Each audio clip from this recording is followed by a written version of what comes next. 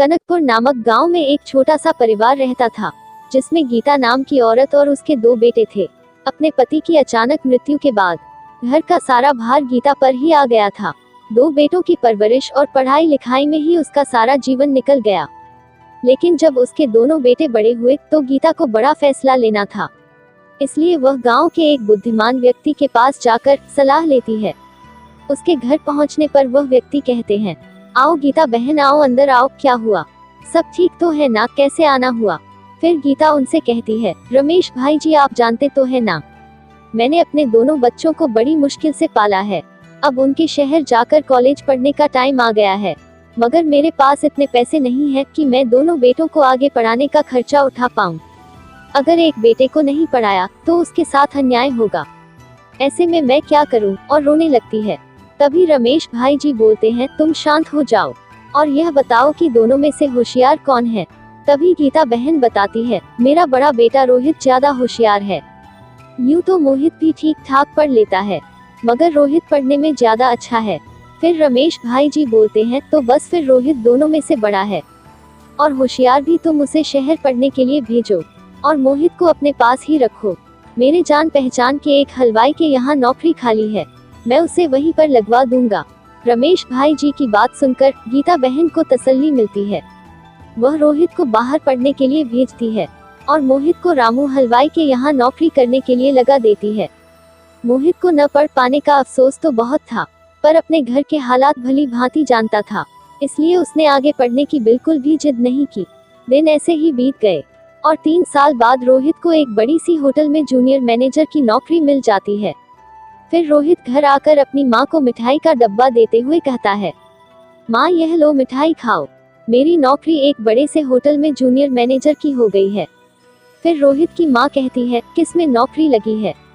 तो रोहित का छोटा भाई मोहित अपनी माँ को समझाता है, बड़ी सी 5 स्टार होटल होती है, उसमें जूनियर मैनेजर की नौकरी लगी है।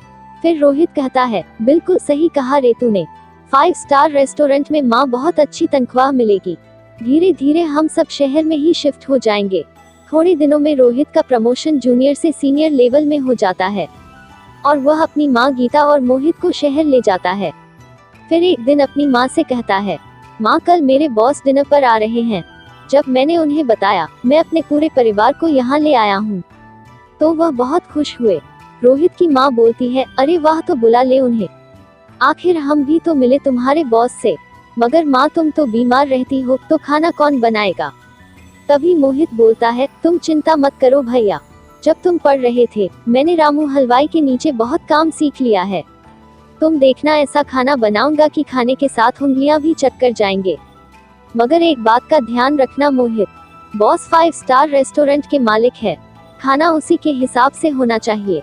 फिर मोहित कहता है, आप इन सब बातों की जरा भी टेंशन ना लो भैया, बस काम पर ध्यान दो, देखना खाना खाते ही आपकी डबल प्रमोशन पक्की। यह सब कहते ही सब खिलखिला उठे। अगले दिन मोहित खूब मन लगाकर बहुत सारे स्वादिष्ट व्यंजन बनाता है। तभी उनके घर का दरवाजा बजता है। फिर मोहित बोलता है, भैया लगता है आपके बॉस आ गए हैं। मैं दरवाजा खोलता हूँ। फिर रोहित बोलता है, नहीं नहीं मोहित तू रहने दे, बॉस क्या सोचेंगे कि कैसे कपड़े पहने हैं इसके भाई ने। मैं खोलता हूँ दरवाजा और तू सुन, तू अंदर ही रहना, ज्यादा बाहर निकलने की जरूरत नहीं है। मोहित यह सुनकर बहुत उदास हो जाता है और बिना कुछ कहे अंदर जाकर डाइनिंग टेबल सजाने लगता है। रोहित घर का दरवाजा खोलते ही, आइए सर अभिनंदन करते हुए। नमस्ते रोहित। रोहित भी हाथ जोड़कर नमस्ते करता है। फिर कहता है, प्लीज बैठिए। रोहित के बॉस बोलते हैं, तुम्हारी माँ और भाई कहाँ हैं। रोहित बोलता है, मैं अभी मिलवाता हूँ सर। फिर रोहित आवाज लगाता है, माँ बॉस आए हैं।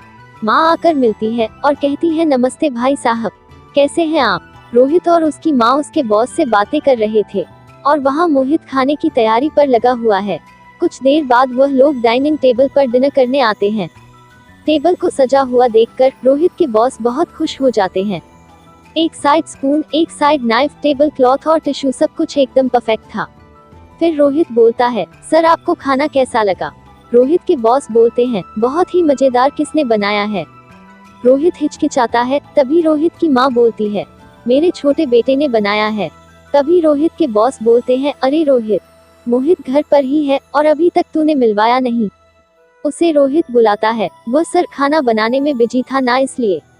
तभी रोहित की माँ आवाज लगाती है, मोहित बेटा यहाँ तो आ जरा। मोहित हिचकिचाता हुआ बाहर आता है। फिर रोहित के बॉस बोलते हैं, वाह बेटा, खूब अच्छा खाना बनाया है। तूने कहीं से कुकिंग का कोर्स किया है क्या? फिर रोहित हिचकिचाता हुआ बोलता है, नहीं नहीं सर, यह तो हमारे गांव में छोटे हलवाई के पास नौकर था, इसलिए थोड़ा बहुत बना लेता है। अपने भाई के मुंह से यह सुनकर मोहित फिर से दुखी हो जाता है और खाना खाने के लिए बैठ जाता है। जाने से पहले रोहित के बॉस मोहित को एक ऑफर देते हैं।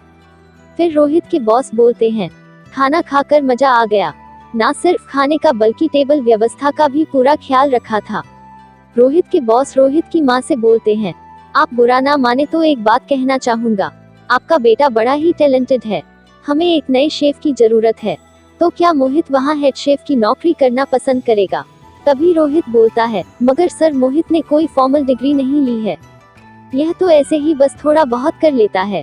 तभी बॉस बोलते हैं, वो तेरी टेंशन नहीं है रोहित, मेरे को तो स्वाद एक नंबर चाहिए और कुछ नहीं।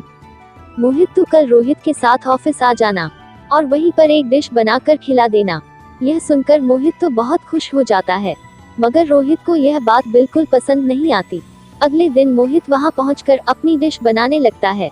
फिर मोहित अपने डिश बनाकर सर को खिलाता है, यह लीजिए सर, दाल बाटी चूरमा इटालियन ट्विस्ट।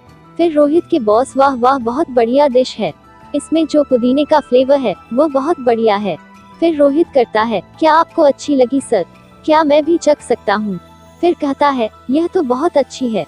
फिर रोहित का बॉस रोहित से कहता है, क्यों चौंक गया ना? तभी मोहित भी, क्या हुआ सर, मैं कुछ समझा नहीं। फिर रोहित के बॉस रोहित को कहते हुए, अब तुम इसे सब खुद बताओ या मैं बताऊं?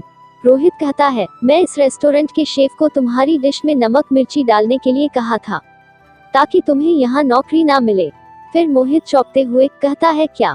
फिर रोहित के बॉस बोलते हैं, हाँ, और यह सब बातें करते हुए तुम्हारी माँ ने फोन पे सुन लिया और मुझे पहले ही इन्फॉर्म कर दिया, उससे पहले कि वह शेफ कुछ कर पाता। मैंने उसे नौकरी से निकाल दिया। फिर मोहित कहता है, मगर भैया ऐसा क्यों? फिर रोहित कहता है, मैं नहीं चाहता था तुझे भी मेरे जितने पैसे और लाइफस्टाइल मिले, मैं चाहता था कि तू ऐसे ही मेरे टुकड़ों पर पले। फिर रोहित के बॉस बोलते हैं, यू आर फायर रोहित। तभी मोहित कहता है, नहीं सर, ऐसा मत कीजिए, मेरा भाई दिल का बुरा नहीं है, आप उसे नौकरी से मत निकालिए। तभी रोहित के बॉस बोलते हैं, देखा रोहित, तूने क्या कुछ किया, फिर भी मोहित तुम्हारे से कितना प्यार करता है। फिर रोहित कहता है, I am sorry sir, I am sorry Mohit. Rohit को अपनी गलती का एहसास हो जाता है और वह दोनों फिर से हंसी खुशी रहने लगते हैं। मेरे प्यारे दोस्तों, यदि आपको हमारी कहानी अच्छी लगी हो तो कमेंट बॉक्स में जय श्री राम अवश्य लिखें। साथ ही अपने दोस्तों के साथ इसे शेयर करें, लाइक करें, और यदि आप हमारे चैनल पर नए हैं तो हमारे चैनल को सब्सक्राइब जरूर करें। धन्यवाद दोस्तों।